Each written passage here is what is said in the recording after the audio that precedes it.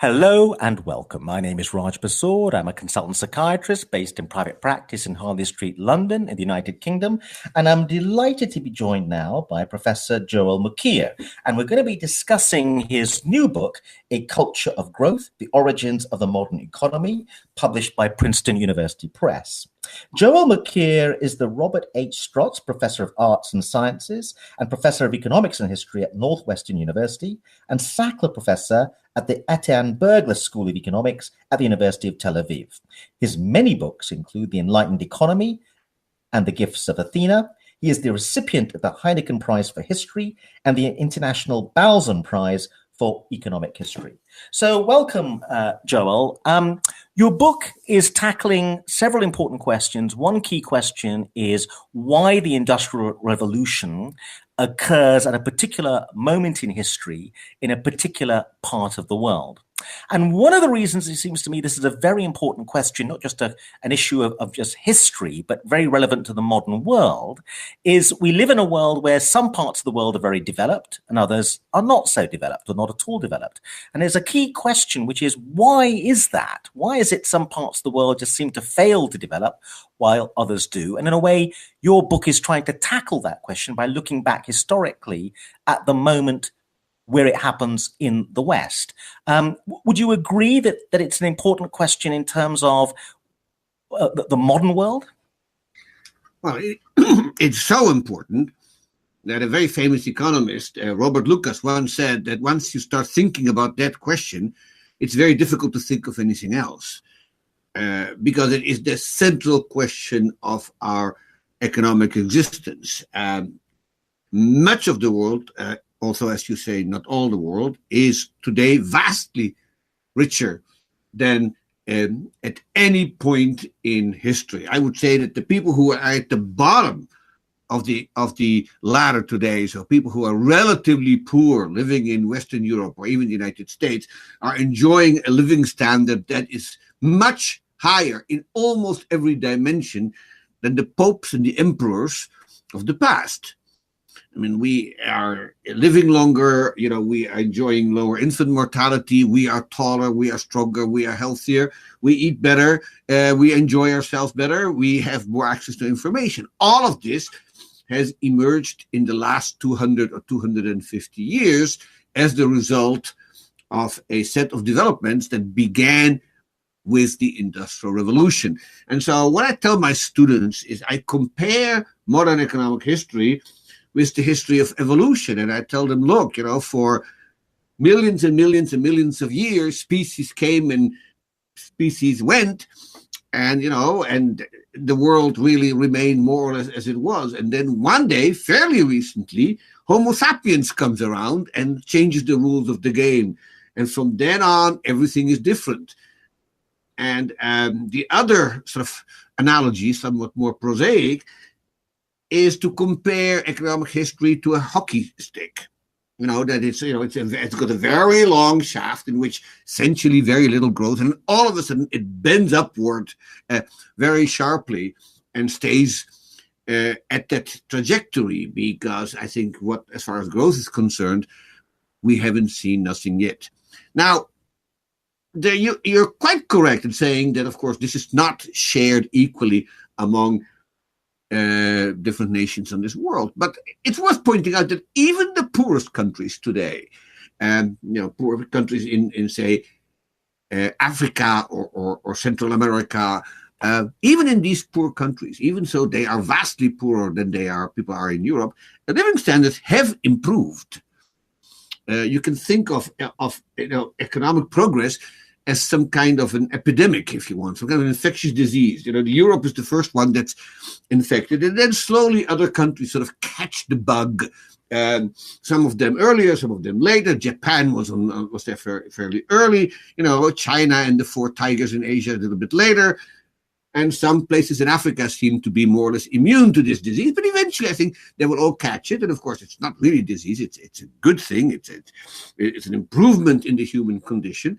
But I think eventually the entire world will live at a standard of living that is vastly higher than what mankind ever experienced. And I think once you start thinking about that, Raj, it is very hard to think of anything else.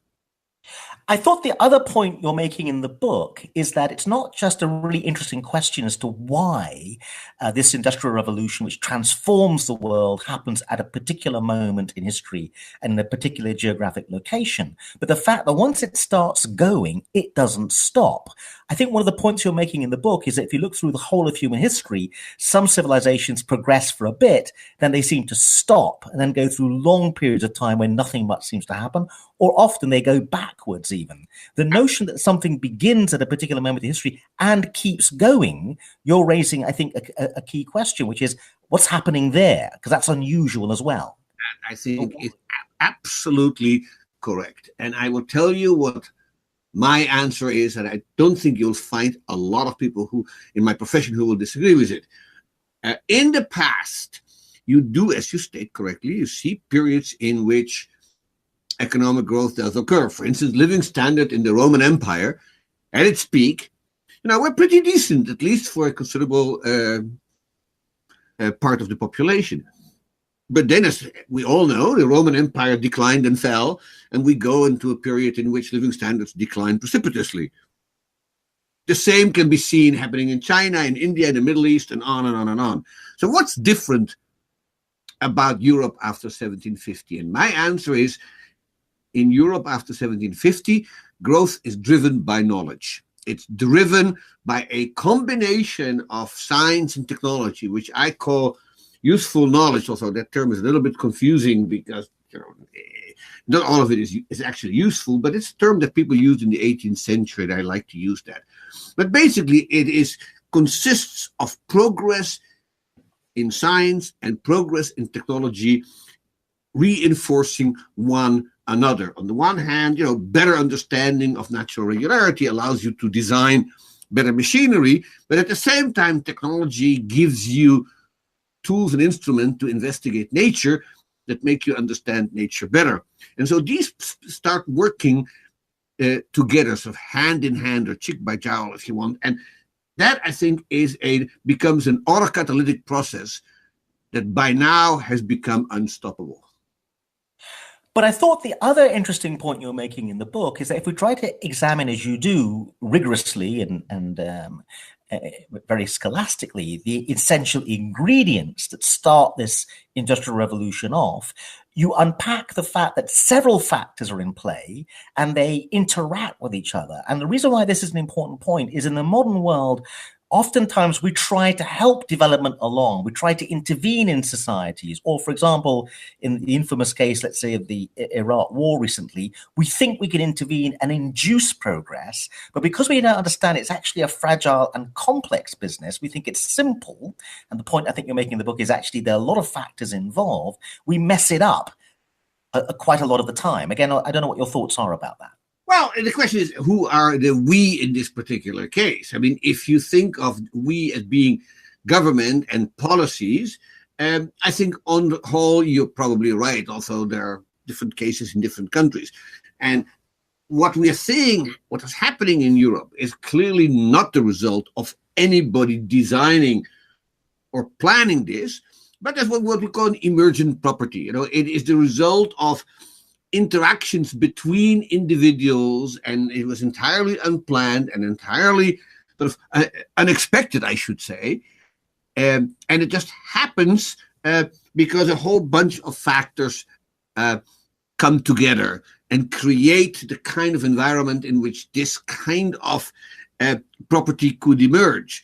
But one of the lessons of this book, I think, and I make this point repeatedly, is there is nothing inevitable or ineluctable about this. I mean, we were just lucky. And if a few things had gone the wrong way, we might still be living at the same living standards that were experienced by people in the early 18th century, which is not dreadful, but clearly it's a very long shot from what we experience today. Okay, so now let's unpack your argument about why it happens in a particular place and at a particular moment. Before that, you mentioned the period between 1500 and 1700 as extremely important. You see developments occurring there in terms of science, and in particular, two figures, Bacon and Newton, you believe are also important. Could you say something about those ingredients? Yes. So basically, the argument I'm making in the book, of course, that when the Industrial Revolution begins in Britain, and most scholars would date it somewhere in the middle of the 18th century, or so you could argue about the date. And so what I'm arguing basically is that when that, by the time we reach 1750, the conditions are in place. So, and so to speak, you think of this as something, as some plant sprouting, okay? The land has been prepared, it's been plowed, it's been fertilized, the seed has been put inside, and then all of it in 1750, this plant comes up, and we say, wow. But in fact, what matters, of course, is the preparatory work. Now, the preparatory work, I think, occurs in Europe beginning with the Renaissance, late in the 15th century at some point, and then keeps growing over the sort of next 2 or 3 centuries, creating what I think is what the essential precondition is for this economic growth. And that is an intellectual community of people who dedicate themselves to understand natural forces, natural regularities, natural phenomena. And so in that movement, these two men that you've mentioned, both of them happen to be English, but that's pure coincidence, Francis Bacon and Isaac Newton. I could as well picked two continentals like, say, René Descartes and Leibniz, or, you know, people like that. But what you see is a bunch of gigantic minds emerge who make it their calling to understand nature better and to understand what's going around us. Now, you know, this sounds sort of almost banal to us. Of course you want to understand nature. You want to understand chemistry and physics and biology and botany and zoology and so on, so you can raise better animals and make better food and navigate your way in the oceans. But I would say in 1500, that was far from obvious. The people who investigated nature were still mostly influenced by Greek and Roman learning, for whom the study of nature was a calling in and of itself, and who weren't particularly interested in applying their knowledge. And the greatness of Francis Bacon, as I see it, and as every Bacon student in the world sees it, is his insight that actually in science, he didn't use the word, but he used natural philosophy, but it comes down to the same thing, had a purpose. And the purpose was improving the material condition of the human race. And so, you know, the odd thing about Bacon was, of course, that he himself was a fairly mediocre scientist. He was a philosopher and a politician. Was jolly good at both of them, by the way. But he was not a scientist. And what it took was a bunch of people who were better at math and physics and astronomy than he was, to actually show that not only that we should do this, but we really can understand the universe. And of those, clearly Newton was the greatest. And so I would summarize it as saying Bacon told us what we should do, and Newton told us what we can do. And after Newton dies, I think there is a general agreement that nothing is beyond us. We can understand everything, and once we understand it, we can use it in any way we see fit. Now, that turned out to be a very optimistic view, because in fact they couldn't. You know, most of the things that they wanted to do, they couldn't do because they didn't know enough, and because their tools and instruments weren't strong enough. So many of the things that they discovered almost serendipitously, by luck, by accident. And the science underlying much of the technology emerged very slowly and very, I say, spottily. But people didn't lose that belief. The belief caught on, which is we can make material life on this planet better. Progress is possible. The great idea that wins out between 1500 and 1750 is the idea of progress. And it's not just that progress is possible. First, you have to convince people that progress is desirable. I mean, there's a whole bunch of people at that time who say, oh, no, God wants us to live like this, and we can't really tamper with creation too much. Some people still like it today, talk in that way. But I think much of the thinking in the 17th and 18th century is, no, progress is good. We want to raise people's living standards, and the way to do it is by understanding nature. And then in the 18th century, what these same people do is basically they write down a program of how to bring this about. And they carry it out. And so the result is basically the Industrial Revolution. People basically say, let's study nature, let's study physics, let's study chemistry comes, of course, right in that period in France, not in England, but more and more people start understanding how and why things work and how to make them better. And that's something that no civilization really ever did. The Chinese, and people have studied Chinese science and technology now ever since the beginning of Joseph Needham's classic work.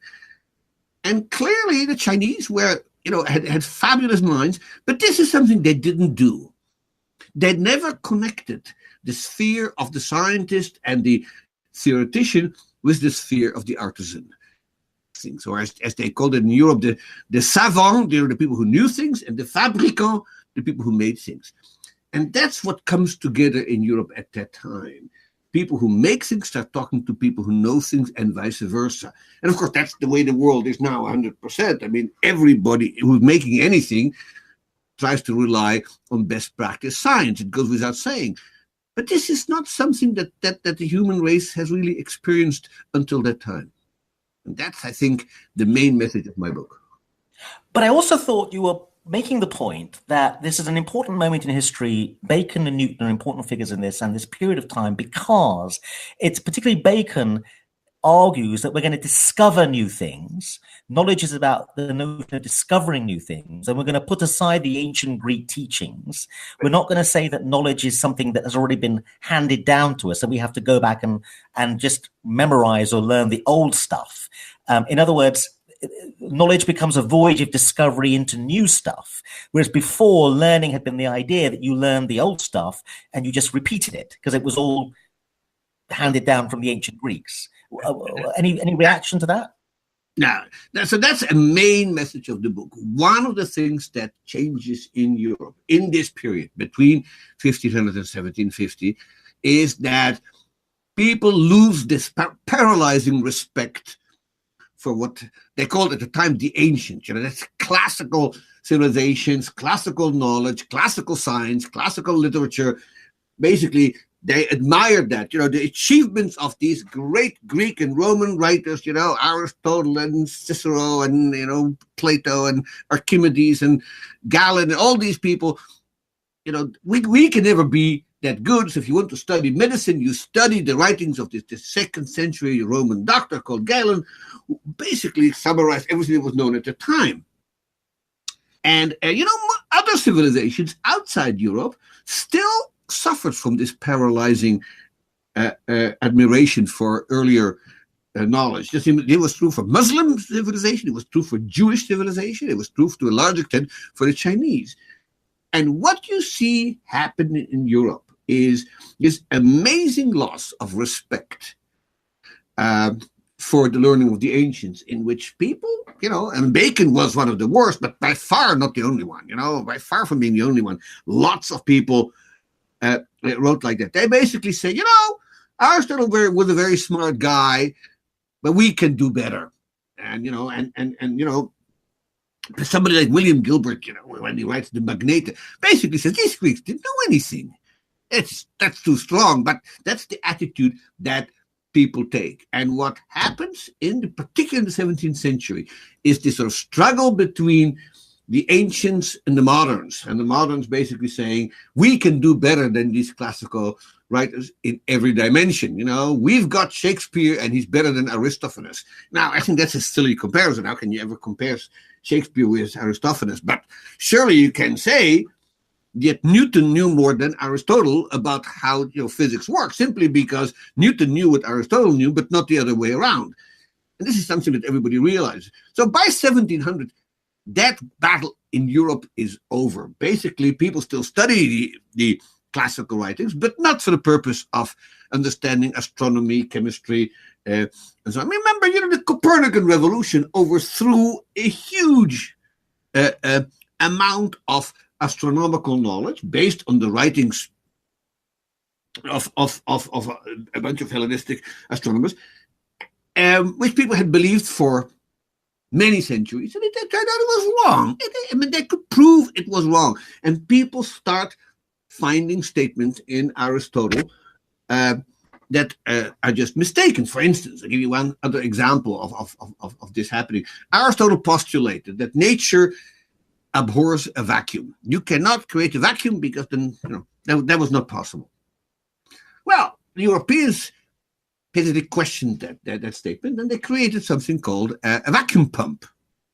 The great English scientist Robert Boyle built a great one, and they said, "Look, we're making a vacuum. Aristotle just isn't right. Vacuum is possible." Now that has huge implications because, of course, you can't really build an atmospheric engine unless you understand that a vacuum is possible.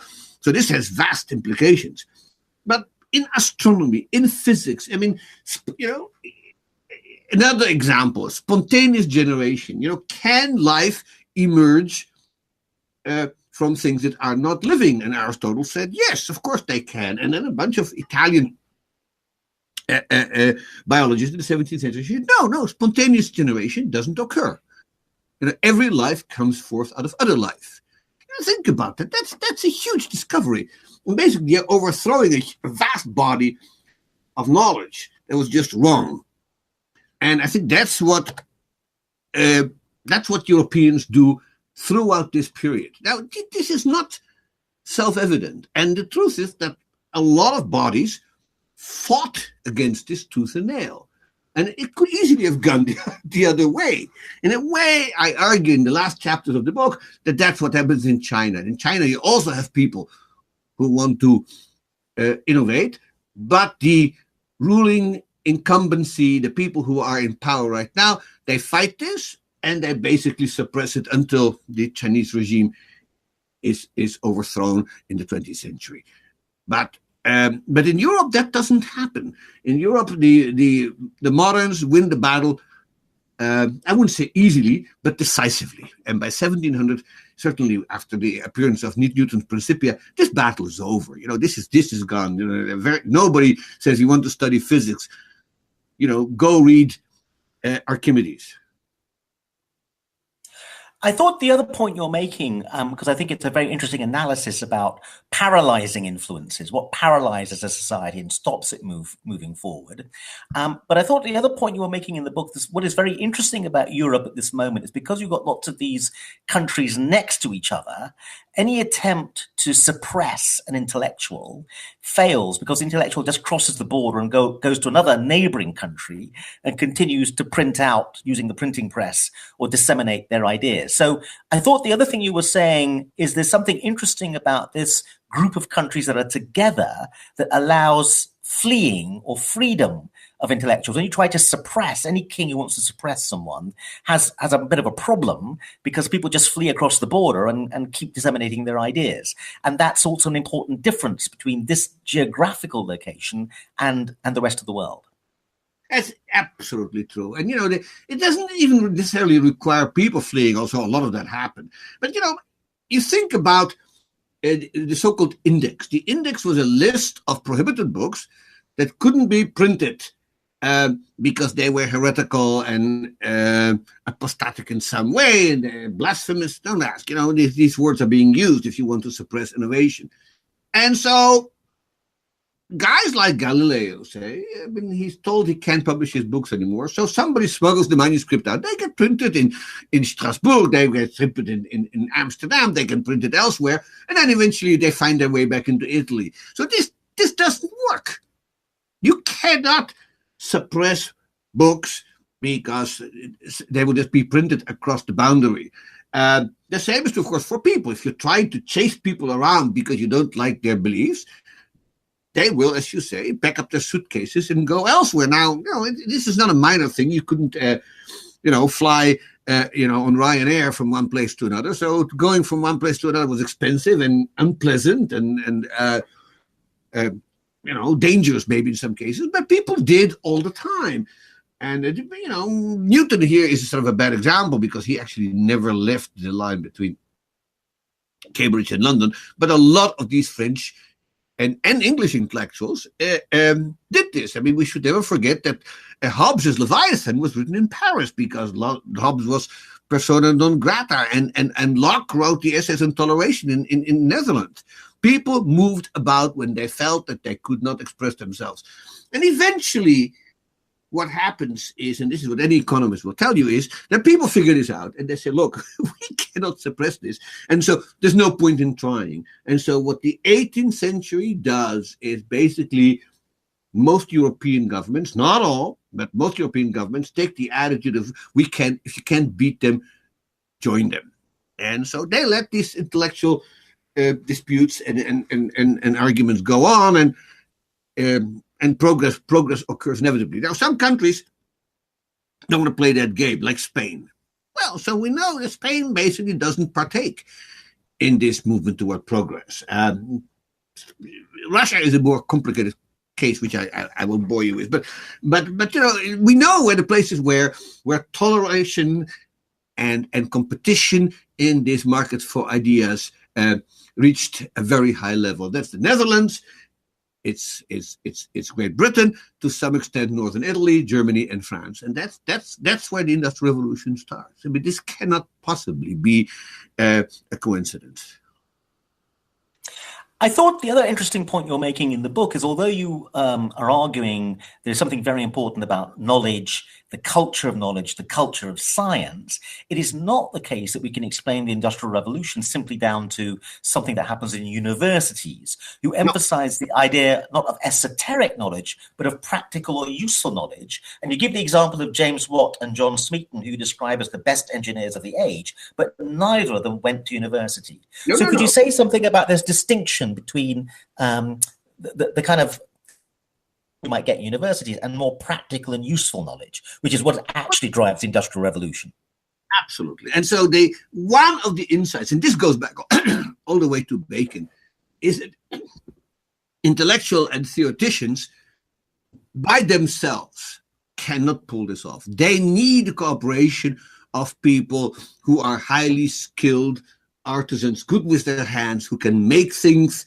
You look at what happens with Leonardo. Leonardo was in some ways had fantastic ideas, wrote hundreds and hundreds of sketches of machinery, much of which could work, but there wasn't anybody who could make them. The workmanship and the materials just were there.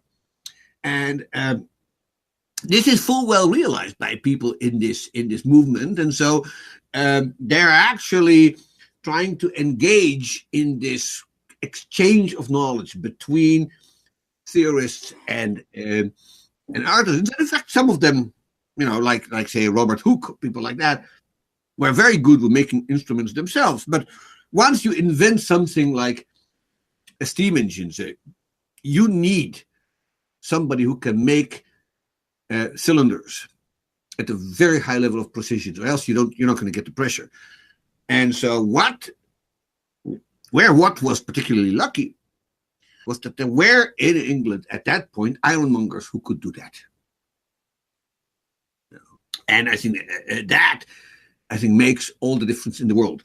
So intellectuals in and of themselves are not going to pull it off. And that, of course, provides us with an answer of why does this really start in Britain and not, say, on the continent. And the answer is that the continent has as many smart theorists, maybe more than Britain does. But certainly they had better mathematicians, and much of chemistry is developed on the continent in France and then later in Germany. But what Britain has are practical people who can actually carry out and scale up these ideas. And that's what counts more than anything else in the early stages of the Industrial Revolution. And I think that collaboration between people who know things and people who make things, and that I think conjunction of skills and understanding is what makes Europe differently, and that's what changes history. That's, I think, the key to everything. One of the other keys you point out, and one of the other things that's shared, is the notion of religion. And you seem to place great emphasis on Puritanism in Britain as being key as well. Could you say something about that? This is, of course, is an old idea. It goes back all the way to Robert K. Merton, who was one of the greatest sociologists of the 20th century, when it's been compared to what Ken Arrow was to economics in sociology. And Merton wrote his dissertation pointing this out, and how many of these early English scientists were Puritans. I have ambiguous feelings about the role of religion, and many people divide into two camps about it. There are people who say, oh, the reason why Europe did so wonderful is because they were Christian. And, Christianity has all kind of characteristics that make it particularly conducive to progress. And then there's people who say, no, it's the other way around. Europe advanced when people abandoned religion or became more secular. I actually think subtle than that. But what you see happening in Europe is people are able to reconcile their religious beliefs with economic progress. And so in particularly, I think, in Britain, but even in France, which remained Catholic, people basically sort of are able to convince themselves that God wants them to do what they're already doing. So God wants them to investigate nature. And this is actually what Puritanism was to some extent about. Merton points out that what these English Puritans convinced themselves of is God is so inscrutable and so hard to understand that the only way to come close to God is to understand how nature works. Clearly, that was what was driving Isaac Newton, who was an extremely religious man. But the historical irony is that in the 18th century, more and more Enlightenment figures, not all of them by any means, but more and more of them, basically felt that religion was unimportant. There's a wonderful anecdote about the great French physicist Laplace, who wrote this path-breaking book about the structure of the universe. And then Napoleon, who had apparently read it, also who knows, but Napoleon asked him, but sir, where is the place of God in your understanding of the universe? And according to the story, which may or may not be apocryphal, Laplace said, sir, I have had no need for that hypothesis. And the truth of the matter is that European science and technology develops more or less outside the field of religion, and that religion plays a different role in different countries. In many countries, it is used as a way to try to stop progress. You think about, for instance, the Catholic Church and the Jesuits did in the south part of Europe. Well, the Jesuits wouldn't allow teaching of, say, Copernican astronomy until very late in the 18th century. They resisted certain kinds of mathematics. They didn't like many ways in which progress was taking place. And so the Jesuits also, they play an interesting role because they also were very active in education, but they were basically a conservative force. The same is true, I think, in the Netherlands with some of the more orthodox Calvinists, also very conservative. But the best example I can give you about how religion gets in the way is what happened with the Jews. So Europe has, not that many, but a considerable number of Jews. And the interesting thing about Jews is that they're educated. Men in the Jewish community were almost without exception literate, which is far from true in any other community, certainly around, say, 1600. But in Jewish society, basically an obligation of parents to make sure that their sons could read, because the religious practice basically consists of reading the Torah.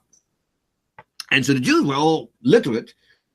But if you look carefully, before 1800, in fact, the contribution of Jews to physics, to mathematics, to astronomy, to chemistry, to biology is essentially zero. They have very, very few contributions.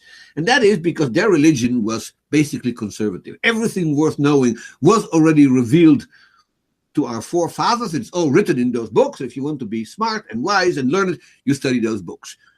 Now, at some point after 1800, the Jews changed their mind about that, and they climb on the bandwagon of secular civilization. And then, of course, there's no stopping them. But until 1800, Jewish religion is an obstacle to research and progress among the Jewish community, which I find an extremely interesting phenomenon, because, of course, that's not what they are today. Now, one of the other things I think is very interesting about your book is that I believe, and I'm sure you may run screaming from the room at this idea, that you're discussing forces, because you're discussing a dynamism that gets unleashed. There's a dynamism that starts to happen, which keeps going and going and going, and therefore people are driven by forces. So there's a sense in which actually I think you're exploring almost a psychological theory as to what's going on with the Industrial Revolution, because these forces that drive people mean they keep going, not just an individual dedicates their life years and years to these processes, but generations devote themselves to it. Any response to that idea? Well, I'm not 100% convinced that people are entirely driven by this search for progress. Many of them obviously are driven by fairly selfish motives. You know, they want to make a mark on the community of scientists. They're looking for patronage jobs. They're looking for, if they're working in a university, they're looking for nice university chairs. But many of them eventually abandoned those university chairs and took jobs that paid better, like Galileo or Newton. But they all wanted to establish themselves as leading scientists in their generation. It was what we call in economics a reputation game. People are trying to impress their peers because, you know, if that's how these patronage jobs are handed out. And so this is, in a way, a highly competitive system, and it's for a good reason that I call it the market for ideas, because people are not just selling ideas, they're selling themselves, because they obviously are judged by the quality of their original ideas, as is true, of course, today as well. And so it's that kind of competitive system that drives progress just as much as people's beliefs that they wanted to make things better on this planet. But in a way, that's what economics tells you, right? I mean, they tell you, Adam Smith told us, you know, that it is not out of altruism that the baker provides his bread. He wants to make a living, but it works. That's what precisely emergent properties are. And my sense is that something like that is happening in Europe, even so the market for idea, of course, is not a real market, but people are still competing in it. And you know, Raj, it's still working today. I mean, the reason science is progressing is in large part because many people, whether they are in, you know, molecular biology or in anthropology, people want to impress others. They want to make a mark. If you are in a field like mine, of course, everybody is hoping for the Nobel Prize. But short of that, you know, there are other things that you can get. You can get knighted by the Queen, as one of my friends just has been.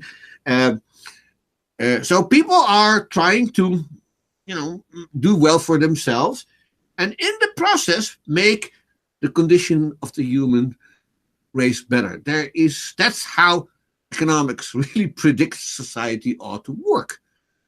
And I think this is just another example of it. It's something that nobody at the time, you know, oddly enough, expected how far this would go. Well, we're running out of time a little bit. It's been lovely talking to you, Joel, but I want to ask you another question, my final question, which is maybe again one that may lead you to run screaming from the room. Let us imagine a leader of a country is listening to this podcast, maybe the leader of a developed country, or maybe the leader of a country that is not developed. What should they take away as the lessons from your book if they were trying to learn the lessons of the Industrial Revolution starting in Britain and leading to a big edge that Britain had over the rest of the world for a while, and certainly spread to the rest of Western Europe? If you're running a country, what lessons do you take away from your book in terms of what should you be doing with your country if you have power and the ability to twiddle the main variables to ensure your country accelerates in terms of development and doesn't get stuck or doesn't stay underdeveloped? Well, there's a particular developed economy I have in mind now, that is run by a Mr. Trump. And if you want a set of good policies for how to make your country go ahead, don't do what Trump is doing. And there are at least two things that I think are particularly devastating. And I never thought I would have to make these points until the last year. And the first is allow mobility of people. That the ability of the best and the brightest to move about and go to the places where they can do the best for themselves, that is the lubricant that makes the international scientific community work. And what has been happening in the last year is that the American administration is very rapidly making that movement increasingly difficult. And that is one of the most stupid policies that can happen. The other thing, and it's ironic you should ask this question, because there was just a editorial about this, or an op-ed about this morning in the New York Times, is that governments should respect what scientists tell them. Now, scientists are not omniscient, and they make mistakes, and they get things wrong, and sometimes they just, trying to convince people of things that they're not sure of themselves.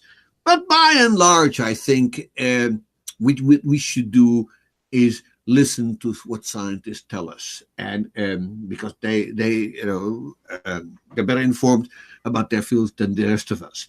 And this administration in the US is explicitly and quite deliberately turning anti-science. And they are denigrating environmental science, they are denigrating climate science, they are denigrating medical science, and they're putting in place ignoramuses with political agendas. And that is the worst thing that you can do. As far as the European societies are concerned, they haven't, thank God, not have to deal with a lout like Trump, but there are, I think, things in Europe which I find questionable.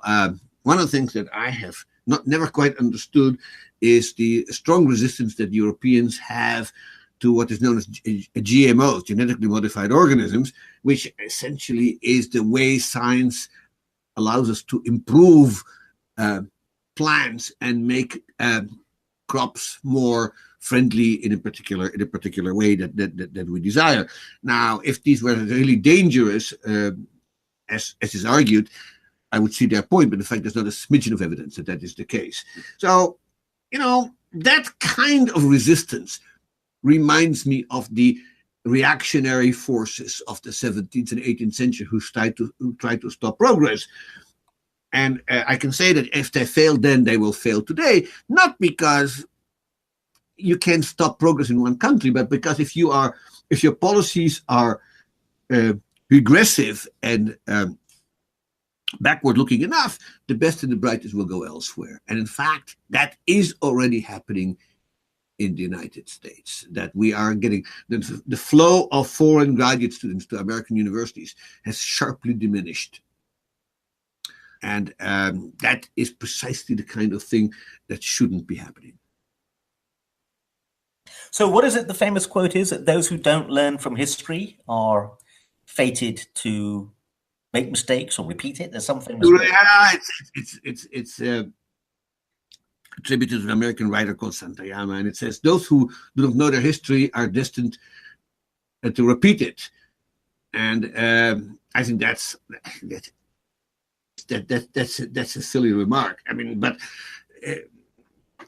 I'm always very, very cautious about what does history teach us, Raj, and I'll tell you exactly why. Because I think what the Industrial Revolution has done, and what the modern, particularly in the modern age has done, it has changed every parameter that drives the dynamic of history. And so what was true in the 16th and 17th and 18th century may not be true today, simply because we know so much more. Now, that may be the good news or maybe the bad news. We have much higher standards of living than ever expected. But we also have the possibility to obliterate life on this planet by a few deranged people pushing the wrong buttons. And that kind of danger didn't exist in the 17th century. So it's sort of the good news and the bad news. But what it tells you is that if you studying history because you think you can draw policy conclusions from it is a dangerous business. And I think most, not even economic historians, are actually engaging in that. Now, there are cases in which we think we know something, like on the whole, free trade is better than protection. But short of that, I think I would be very cautious. And I don't think I would be pretentious enough to think that I can provide politicians with good advice, beyond what I've already said. Well, thank you very much, Professor Joel Mokyr. It's been a delight talking to you. The book is called A Culture of Growth, The Origins of the Modern Economy, and it's published by Princeton University Press. Professor Mokyr, thank you very much indeed. Thank you, sir. It was a pleasure.